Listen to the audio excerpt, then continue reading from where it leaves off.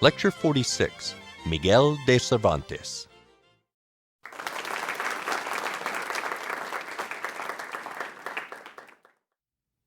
Cervantes, who lived from 1547 to 1616, is the most famous writer in Spanish history. Don Quixote, Cervantes' story of a knight of shreds and patches who embarks on a long series of adventures together with his horse Rocinante and his squire Sancho Panza, is the most famous work of Spanish literature. I want to start this lecture by asking a sort of quasi-blasphemous question. When I was visiting the Rock and Roll Hall of Fame a couple of years ago, I came across a wall that was dedicated to what they called one-hit wonders, which is to say, groups or individuals who had a single hit, rocketed to the charts, up to the top, and then all of a sudden were never heard from again. Now, I'm not sure this is an appropriate description for one to compare Don Quixote with Reparata and the Delrons and their 1961 hit Whenever a Teenager Cries, but it seems to me that the point that I want to make is simply this: what would happen if we took Don Quixote out of the picture and looked at the literary output of Cervantes? What's interesting, I think, is that his works are in fact not very well known, that is to say, his other works. And when they are studied, they tend to be studied precisely for what they can tell us about Don Quixote. But the fact is that they are worth studying for their own sake. So he is not a one-hit wonder. He would be worth studying in terms of his entire literary output, but nevertheless, he's often treated as though he were, and alas, we're going to have to a certain extent, treat him that way as well. So that this is a lecture about Don Quixote, really. He studied briefly Cervantes with a teacher who was very fond of Erasmus, again, that seminal figure, at a time that Erasmus was more or less banned in Spain. Cervantes must have known the praise of folly, and that would not be a bad introduction, I think, to reading Don Quixote.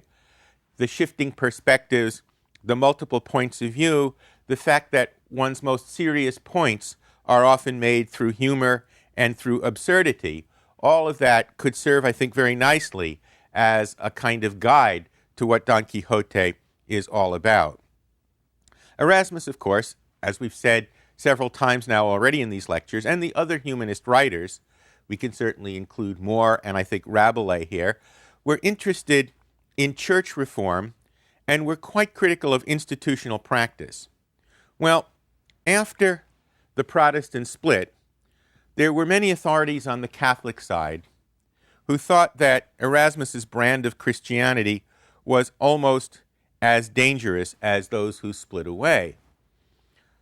The Roman Catholic Church responded to the Protestant split by convening a council of the church leaders called an ecumenical council called Trent, the Council of Trent, which took place in the years 1545 to 1563.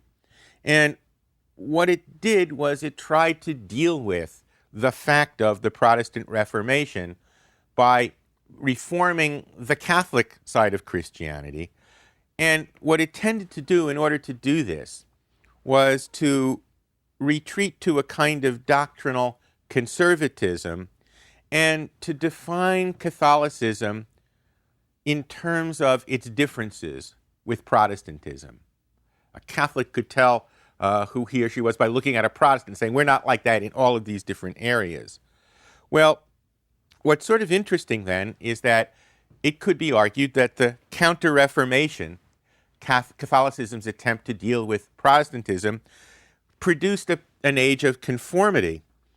Well, what's sort of interesting about all of this in terms of Cervantes is that in Spain, the decrees of the Council of Trent became, at least some of them, written into what we would want to call civil law.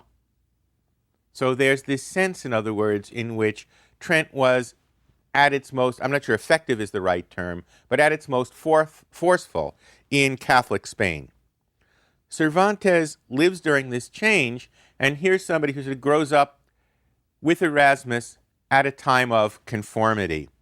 And so one way to take a look at him is that he continues a humanistic spirit of inquiry at a time of conservatism and conformity. And in fact, he would have the kind of social criticism that we saw in Erasmus that finds its way into some of his earlier works, into sort of dramatic set pieces that he writes. Cervantes came to his career as a writer almost accidentally, or at least not immediately. In his youth, he seemed to believe that fighting for truth was a much better way of life than writing about it. The ideal for him was to literally become a soldier, and in fact, he did join the military, and he did in fact fight. In fact, he fought at the Battle of Lepanto, a great victory for the Spanish Armada and the Spanish forces who defeated the Turkish Navy, essentially. A key moment, in fact, in European history at a time when Islam really did very seriously threaten the security of the West. So if he wanted to win glory as a soldier, he did. But what happened after that was not so glorious. On his way back to Spain, he was captured and spent 5 years in an Algerian jail. Not fun at any time in history, and apparently made a little bit less fun for Cervantes by the fact that he continually tried to escape, was continually captured, and for his pleasure was tortured a great deal. So finally, he was ransomed. He came back to Spain in 1580, first time back in 12 years, and a little bit of disillusionment set in about honor and glory. And that disillusionment, I think, was increased by what happened to Spain after that. Because, of course, in 1588, the Spanish Armada was defeated big time in its attempt to conquer England. In fact, one of Cervantes' jobs after he came back to Spain was to try and sort of outfit the Armada. That is to say, he had to go from place to place and say, yeah, you're responsible for 50 bushels of wheat. You guys have to give us this. You guys have to give us some clothing material. And this, too, was a way of deflating the heroism that was part of his earlier life, a sense that heroism was a thing of the past and a kind of disillusionment about the present. One way to see this in practical terms is that he and Lope de Vega, who turned out to be neighbors for a while in Madrid when they were both living there, didn't really get along all that well because at this point Lope's sense of honor was apparently less tarnished than Cervantes's was. So he takes up writing. We would sort of call it a second career as a middle-aged man, and moreover, as one who didn't think he was going to be a writer in his youth. He didn't set out, in other words, to prepare himself for that particular vocation. And yet at the same time, I think it's pretty clear that those life experiences were probably a wonderful preparation for the life that he picked up as a writer. He, in a sense, is learning to live without that initial kind of heroism, but yet what you have is a revival in the character of Don Quixote himself, a kind of heroism, but a heroism that is always infused with ambiguity, which is always infused with irony, and which always sort of undercuts itself. Don Quixote itself, it's a work that has been called the first novel, and a worthy question to ask is it the first novel? And it's also a work that has been called the greatest novel. I want to talk a little bit about the novel for a second here. One of the interesting and frustrating teaching experiences that I have is that my students, especially those who show up in my humanities course, readings from Plato to Shakespeare, have this wonderful tendency to call every text that they read a novel. So that they'll say in their first exam, in the novel Plato's Republic, or in the novel The Republic by Plato, or in the novel The History of the Peloponnesian Wars by Thucydides, or in the this is honest to God, happened in the novel Hamlet by Shakespeare, and it drives me absolutely crazy. Well, I say it's not a novel, and they say, well, tell me, their tendency, I finally figured it out, is that to them, novel means not a genre, not a type of literature, but a text, a book, something that has sort of covers and print in it is a novel. And so when I'm trying to sort of tell them, no, it really has a very specific set of generic expectations, they say, well, all right, tell me what a novel is. And I'm happy to do it because then they might not think that, let's say, Hamlet is a novel. So what I tell them is a novel is a prose fiction of a certain length. And again, fairly standard definition. And I say, and another thing that's kind of appropriate to the novel, kind of belongs with the novel, is that the novel very often moves in the direction of the depiction of everyday life. Historically, this is a particularly interesting definition because it was not always the case that prose and fiction went together. In the ancient world, in the medieval world, most narratives, that is to say, most stories, were told in verse rather than in prose. We've already had occasion to mention most of the biggies: Homer, Virgil, Dante. The subsequent lecture, we can carry that on and see Milton and his continuation of the epic poem, all in verse. Prose, on the other hand, was used to talk about things that were, for the most part, considered historically true. So again, if you wanted to look at examples, as opposed to Homer, Virgil, Dante, you could say historians like Herodotus and Thucydides, or the Roman historian Livy, or the historical parts of the Bible. They are all presented in prose rather than in verse. Another very interesting historical fact is that the novel develops, and indeed is the only major genre which does develop, after the invention of the printing press. This, too, I think is important. It's not only about the fact that more people read novels than earlier forms of literature, it's about something else as well. We think of this, of course, as a good thing. It's in print, it reaches a larger audience. It's in print, more texts are available. It's in print, literacy is going to increase as a kind of corollary to the phenomenon of the invention of printing. But there's I'm not sure whether the right word is a downside, but there's a peculiar set of side effects that come along with this rapid reproduction of print, the rapid reproduction of texts, really, that is worth considering. And I think it's a point that's very well made by jumping ahead to the sort of web revolution of our own time. One of the things that I have observed in looking at my students of, let's say, the past 5 or 6 years is that, on the one hand, they've gotten much better at doing research on a particular topic because they're really quite adept at figuring out how the net works and figuring out how to gather information from it.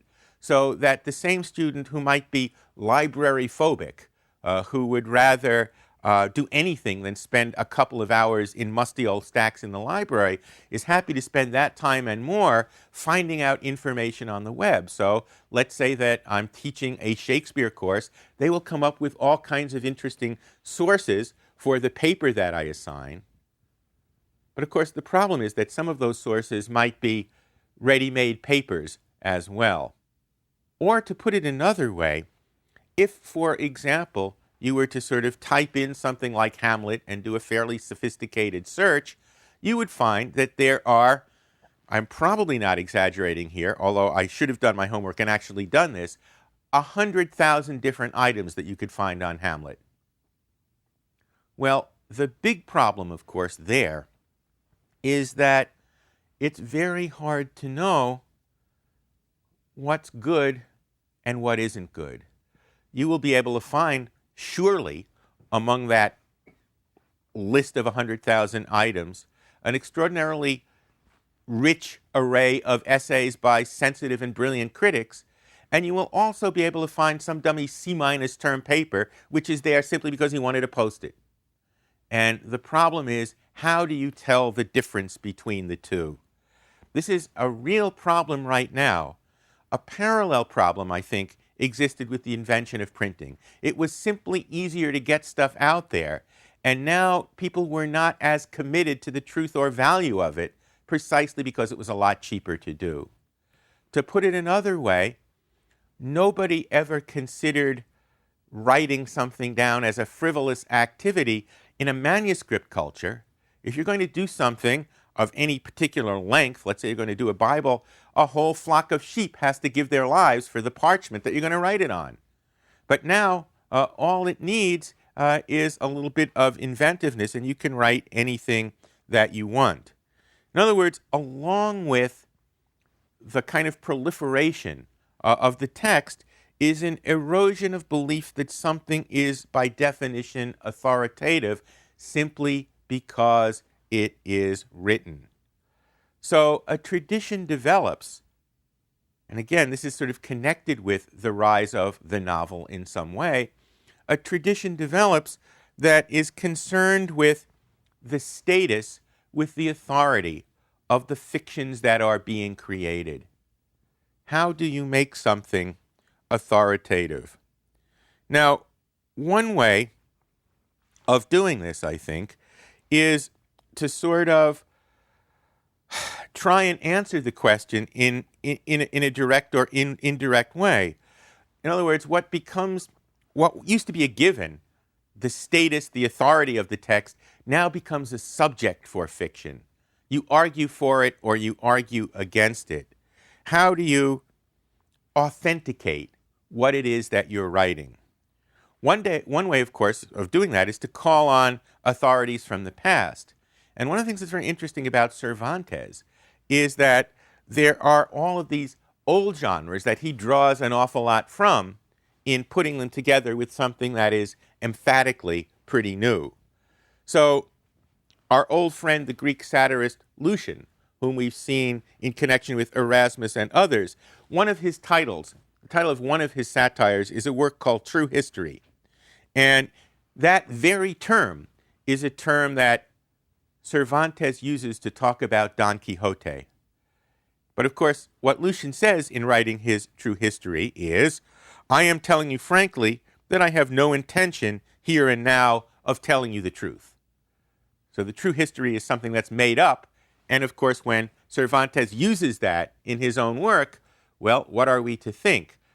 It goes in both directions. It's authenticating, and yet it's undercutting its very authority.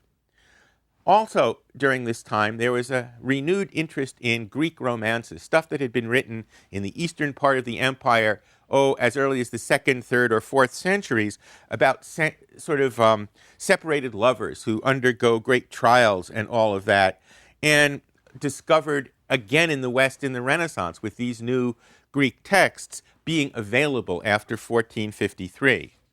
And there were medieval romances of chivalry, which had gained great popularity as they are retold after the invention of the printing press. And there's Spanish versions of all of these, romances of one kind or another, including a particularly Spanish genre in its origins called the picaresque. Romantic stories about, sort of mixed with realism, about folks, a young man who grows up by being educated in the school of hard knocks. Cervantes himself is apprenticed, really, by writing some of these earlier romances. Well, why is all of this important as a way into Don Quixote? It seems to me that the romance and the novel tend to move in different directions. And so Don Quixote is in some ways all about undermining the distinction between the two, or at least putting the two of them together so each one forms a kind of commentary on the other, that the romance tradition undercuts the realism of the novel tradition undercuts the sort of out there larger-than-life qualities of the romance. And it's very interesting, for example, that if you read Don Quixote, it presents you with a recognizable world of sights and sounds and smells that is realistic in a way that the romances aren't. And yet, at the very same time, throughout Don Quixote, Cervantes is constantly calling attention to all of the different ways in which this is a fiction, in which this is not real, in which it's not true. Don Quixote itself, the text, is in fact not one work but two. Part 1 was published in 1605. Part 2 was published in 1616. And there are a lot of changes between the two, but the cast of characters remains recognizably the same. And in addition to that, there's a kind of bookend quality in which this whole business of fictionality is brought up both at the end and at the beginning. In the prologue to Don Quixote, a friend says to Cervantes, "This book of yours aims at no more than destroying the authority and influence that books of chivalry have in the world and among common people. That you're doing this work of destruction with Don Quixote." At the end of Book 2, the speaker at the end says, "My sole object has been to arouse men's contempt for all fabulous and absurd stories of knight-errantry." Well, to what extent can you take these statements literally? First of all, it's undercut, the second one, by who's saying it. One of Cervantes' techniques is to have several different narrators throughout Don Quixote, and one of the most important is this man named Cid Hamete Ben Engali, a Muslim who has kept these journals in which are contained the true history of Don Quixote. And he's the one who's speaking at the end. Well, during the course of the narrative, Cid Hamete Ben Engali is called a scrupulously honest historian, and he's also called a lying infidel dog. What does this do? Well, one of the things that it does is it alerts the critical reader to the fact that it's going to be difficult to look at things and take them as literally true. We're in a very gray area here as far as that issue is concerned.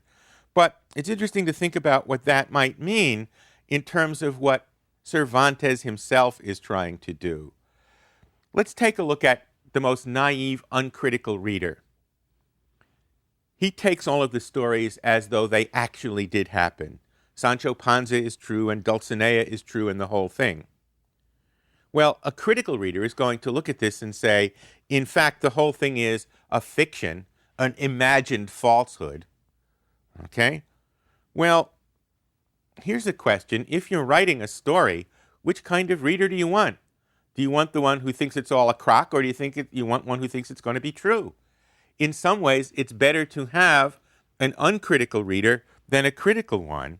And yet, at the same time, what Cervantes is doing is putting into Don Quixote all kinds of things that are going to sort of raise our critical consciousness. And it's also interesting to see how this applies. In other words, the art of the novel is somehow to manipulate the reader into believing the truth of the story, and yet at the same time, Cervantes insists on undercutting that as he's going on. What does it mean to believe, however provisionally, in the truth of fiction? Now, it's interesting to think about this in terms of Cervantes. It's equally interesting to think about this in terms of Don Quixote himself. Don Quixote, the character, is, of course, an interesting answer to the truth of fictionality. He's out of his mind. And he's out of his mind because he has read more than most. And what he has read influences him to such an extent that he sells what little is left in order to buy some more romances to feed his imagination. And his imagination is so fed, so nourished by these, that he decides to live out the implications of them. These romances are about knights errant. He's going to become a knight errant.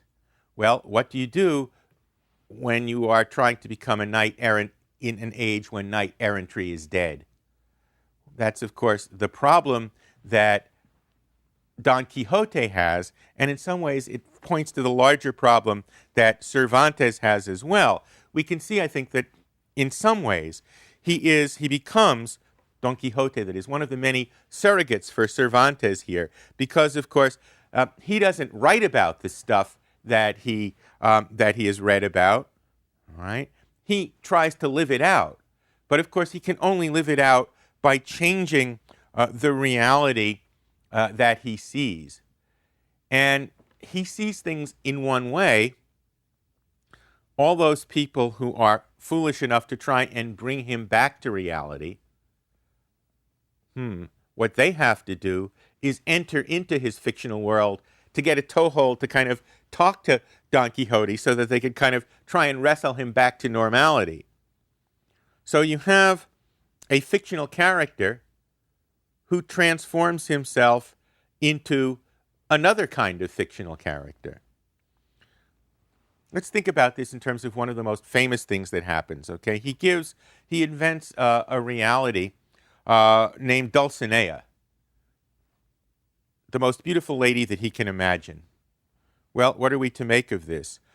Don Quixote, in some places, is utterly clear about the fact that Dulcinea is his own invention, and also deadly serious about his devotion to the fiction that he has made for himself. And it's very hard to take a look at this with only one perspective. With Don Quixote, it's a book that you laugh at when you read and you cry when you read. And sometimes you do it pretty close together. And sometimes you're not even entirely sure whether it's time to laugh or time to cry. And therein certainly lies part of the greatness of the work. I want to sort of illustrate this point about how fiction and reality in this particular way come together by taking a look at one of the other kind of interesting set pieces here, the helmet of Mambrino. A barber's basin has been transformed through Don Quixote's imagination into the helmet of Mambrino. When he puts it on, reality intrudes a bit because his partner, Sancho Panza, has been using it for a container to carry things, sort of a jug, okay? And so he puts on the helmet and curds and whey pour down his face. So there's a sense in which ideal and reality come together in an interesting way. Well, look at what happens when Don Quixote asks Sancho if he has taken good care of Mambrino's helmet.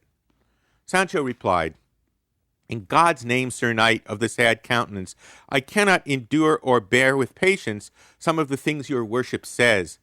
They make me think that all you tell me about chivalry and winning kingdoms and empires and giving isles and doing other favors and mighty deeds as knight-errants do must be just wind and lies, and all friction or fiction or whatever you call it. For to hear your worship say that a barber's basin is Mambrino's helmet and persist in that error for more than 4 days, what can one think? Only that a man who persists in saying things like that must be cracked in the brain. I have the basin in the bag all dented, and I'm taking it home to mend it and to use it for shaving." Don Quixote answers, "Look you, Sancho, by the same oaths as you swore just now, I swear that you have less brains than any squire has or ever had in the whole world. Is it possible that all this while you have been with me and have not discovered that everything to do with knight-errants appears to be chimera, folly, and nonsense? This is not really the case, but there is a crew of enchanters always among us who change and alter all our deeds and transform them according to their pleasure and their deeds, either to favor us or to injure us. So what seems to you to be a barber's basin seems to me to be Mambrino's helmet, and to another as something else." Well, notice that there's no answer to that in some ways. And in all of the different doublings that take place in the text, we mentioned Cervantes and Don Quixote, that is to say, a sense in which one character sort of stands in for or is a spokesperson for somebody else. The most interesting and most famous, of course, is between Don Quixote and Sancho Panza, a master, a servant, literate, non-literate, somebody who gets his stuff from book lore, somebody who gets his stuff from folklore. In the process of the work, Don Quixote becomes Sanchified, the reality principle sets in, and Sancho becomes Quixotified or Quixotified. Robert Alter says that Don Quixote ironically reaches for the dream of a medieval world through Renaissance literary production and becomes in the process one of the most profoundly modern of all novels.